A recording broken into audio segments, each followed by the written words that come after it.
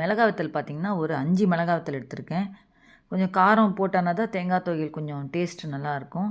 அதனால் 5 மிளகாய் வத்தல் இப்போ எடுத்திருக்கேன். அதை நல்லா எடுத்துகிட்டு நல்லா இப்போ அதை வறுத்து விட்டுக்கோங்க. உளுத்தம்பருப்பு ஒரு 1/2 கப்பு உளுத்தம்பருப்பு சேர்த்துருக்கேன்.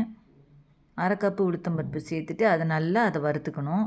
அந்த மிளகாய் வத்தலோடையே வறுத்துக்கணும்.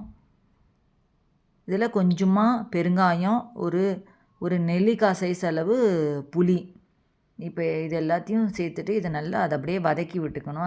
அந்த பருப்போடு அது எல்லாத்தையும் வதக்கிக்கணும். கொஞ்சமாக பெருங்காயம், ஒரு நெல்லிக்காய் சைஸ் அளவு புளி எடுத்து இதை சேர்த்துட்டு நல்லா அதை வதக்கி விட்டுக்கணும். இது ரொம்ப ஈஸி தான், ரொம்ப சிம்பிள். இந்த தேங்காய் துவையல் நம்ம அப்படியே சாப்பாட்டில் பிசைஞ்சு நெய் ஊற்றி இல்லை எண்ணெய் ஊற்றி சாப்பிட்லாம்.